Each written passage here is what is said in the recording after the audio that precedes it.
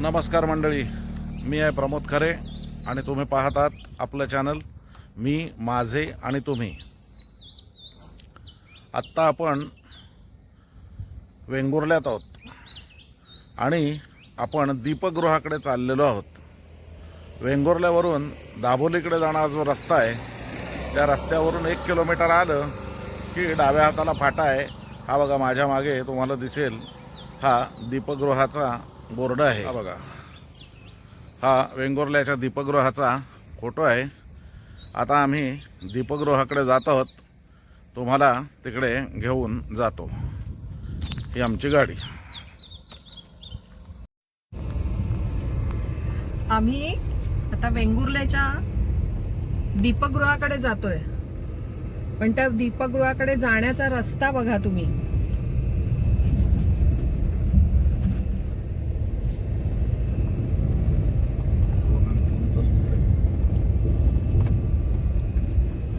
गाडीचा स्पीड 2 ते 3 ठेवायला लागतोय. एवढ्या स्पीड मध्ये गाडी न्यायला लागतीये. नुकताच पाऊस पडून गेलाय आणि रस्त्यावर सगळं पाणी झालेलं आहे खड्ड्यांमध्ये.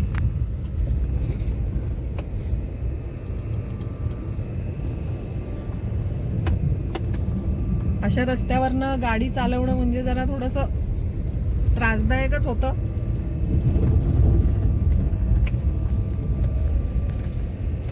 हे बघा, घोडीत बसल्याचं फील येते दीपगृहाकडे जाताना. दीपगृहाकडे जाताना होडीत बसल्यावर कसं होतं, होडी वळली की कसं हलायला होतं डाव्या बाजूला उजव्या बाजूला. तसं होतंय आम्हाला आता.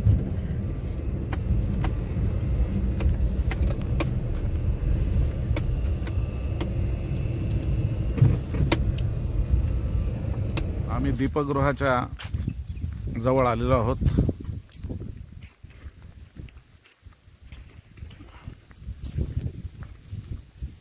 हे बघा, या बाजूला गार्डन आहे.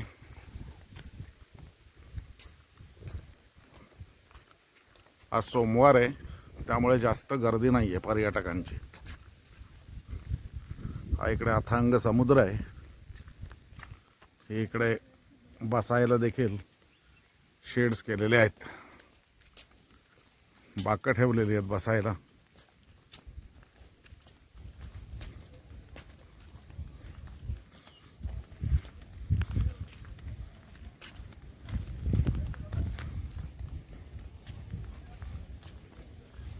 हे इकडे वरती तुम्हाला दिसतंय ते दीपगृह आहे.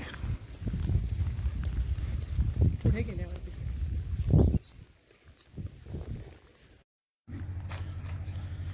इथे दीपगृहात जाण्यासाठी तिकीट घ्यायला लागतं. पर हेड म्हणजे ॲडल्टसाठी 20 रुपये, लहान मुलांसाठी 10 रुपये आणि लहान मुलासाठी 10 रुपये. हे समोरच इकडे हा किनारा दिसतोय, हा कुठला आहे? सागरेश्वर, मोठ, अच्छा, मोचेमाड. हा इकडे जो तुम्हाला आता समोर किनारा दिसतोय हा सागरेश्वर, मोचेमाड, मोठ इकडचा हा किनारा आहे. हा आपण दीपगृहात चाललो आहोत.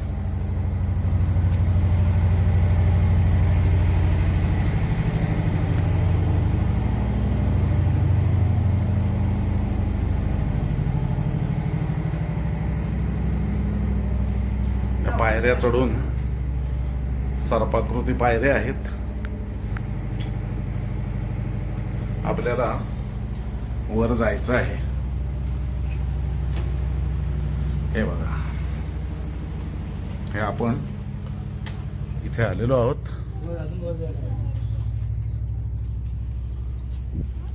अजून वर कसं जाणार? हा तिकडे आहे. चला, सावकाश, सांभाळून पाय टाका.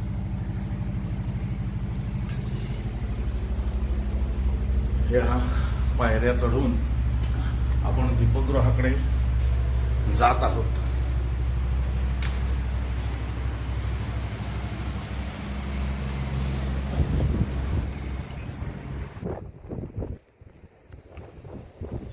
हा दीपगृहावरून दिसणारा सुंदर असा समुद्र किनारा समोर दिसतंय.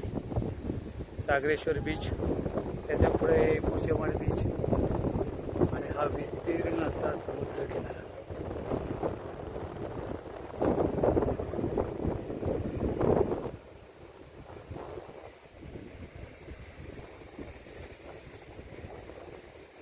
हा इकडे छोटासा दिसतोय पुढे तो दाभोली बीच.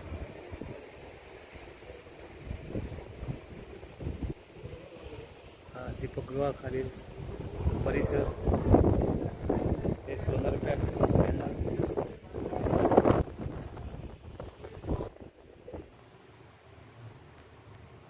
आता ही तुम्हाला समोर दिसते ही दीपगृहातील लाईट कशी आहे बघा.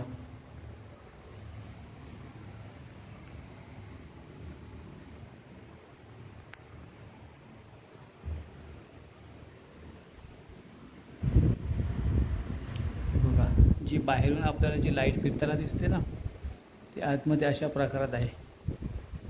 जमून दाखवतोय तुम्हाला आतमध्ये बल्ब जो LED आहे. त्याच्या साडीचा हा परिसर कॅबिन.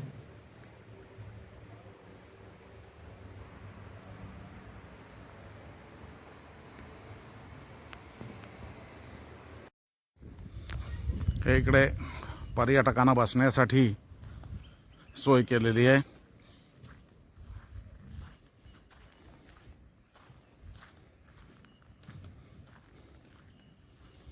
इथे बसून तुम्ही फोटोग्राफी करू शकता.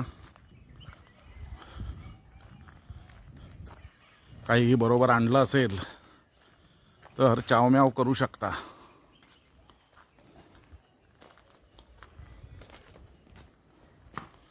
हा समोर जो समुद्र दिसतोय हा किनारा हा मला वाटतं वांगणीचा आहे ना, दाभोलीचा आहे. कोंडोरा पण इकडेच आहे ना. मध्ये पहिल्यांदा दाभोली मग कोंडोरा असं हे बीचेस इथून दिसत आहेत आपल्याला. हे बघा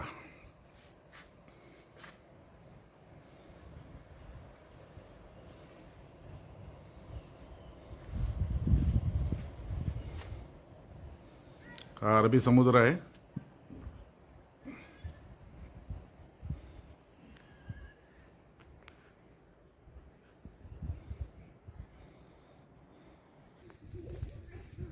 हे बघा उत्साही पर्यटक झोपाळ्यावर झुलत आहेत गार्डनमध्ये. थंड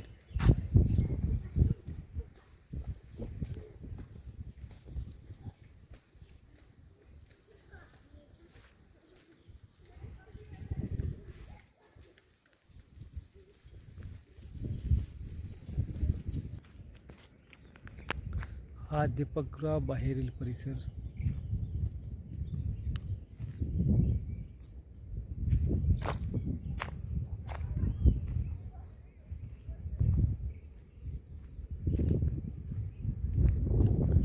हा पूर्ण विस्तीर्ण असा समुद्र किनारा.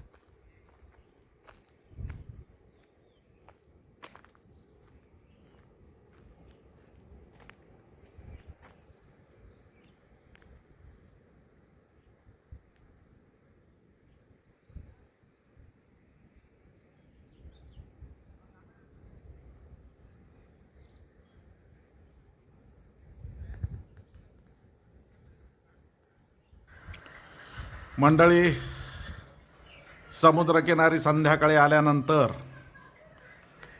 सूर्यास्त जर बघितला नाही तर काहीतरी चुकल्यासारखं वाटतं. ढगांच्या आडून सूर्यनारायणाने आम्हाला हे असं थोडंफार दर्शन दिलेलं आहे.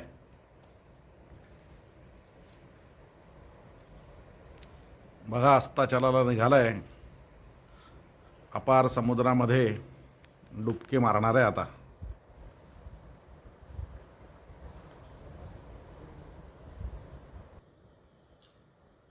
हा बघा हळूहळू अस्ताचलाला चाललेला आहे.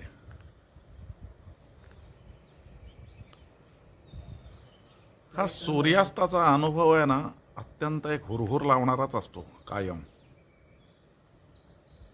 रात्र दाटून येत असते, मनात एक प्रकारची उदासी येते.